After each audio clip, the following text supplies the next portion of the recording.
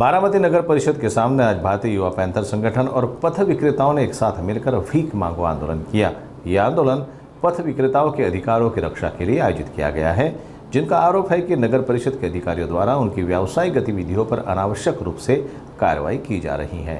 बारामती नगर परिषद के सामने पथ विक्रेताओं और भारतीय युवा पैंथर संगठन ने भीख मांगो आंदोलन किया।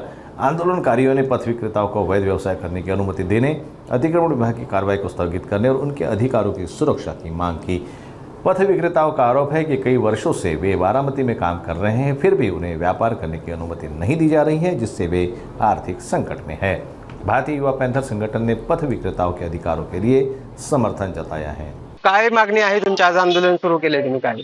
आज बारामती नगरपालिकेसमोर भारतीय युवक पॅन्थरच्या वतीने आज भीक मागो आंदोलन या ठिकाणी करण्यात आलेलं आहे। या आंदोलनाचा कारण असं आहे की बारामतीमधील पथविक्रेत्यांचं जे गाड्या आहेत त्याच्यावरती त्यांचा उपजीविका चालते, ही उपजीविका बंद करण्याचं काम बारामती नगरपालिकेच्या वतीने चालवलं आहे। मुळात पाहिले गेलं तर पथविक्रेत्यांच्या संदर्भात 2014 साली महाराष्ट्र शासनाने आणि राज्य सरकारने कायदे केलेले आहेत। त्या कायद्यामध्ये स्पष्ट म्हटलेलं आहे की पथविक्रेत्यांसाठी त्यांचं संरक्षण झालं पाहिजे, सर्वेक्षण झालं पाहिजे आणि त्या अनुषंगाने त्यांना प्रमाणपत्र दिली पाहिजे आणि हॉकर झोन या ठिकाणी तयार केले पाहिजे। परंतु बारामती नगरपालिकेने अशा कोणत्याही प्रकारचे हॉकर झोन तयार केलेले नाहीत, व्यवस्थित सर्वेक्षण केलेलं नाही, त्यांना प्रमाणपत्र दिलेलं नाही आणि असं असताना या पथविक्रेत्यांना त्या ठिकाणावरून उठवण्याचं काम बारामती नगरपालिकेने सातत्याने चालू केलेलं आहे। मुळात त्या कायद्यामध्येच म्हटलेलं आहे की जोपर्यंत संरक्षण होत नाही, सर्वेक्षण होत नाही, तोपर्यंत अशा पथविक्रेत्यांना हटवता येणार नाही,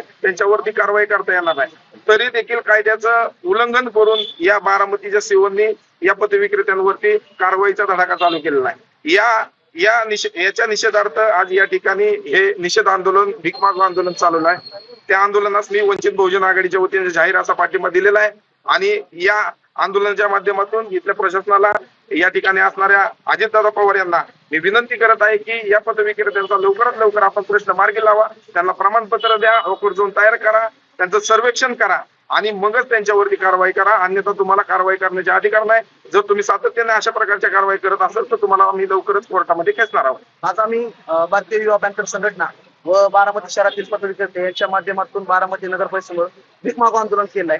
या आंदोलनाचा विषय असा की बारामतीचा विकास चालू आहे, याच्यामध्ये या विकासामुळे पथ विक्रेत्यांच्या पोटावर पाय आलेला आहे। आम्ही फुटपाथ एवढा मोठा बांधून ठेवला, तो लोकांना चालण्यासाठी बांधला, पण ते त्याच्यावरती जगत होते, फुटपाथवरती आपला स्टॉल लावून, हातगाडी लावून जगत होते, त्याच्या पोटावर पाय देण्याचं प्रशासन काम करत आहे।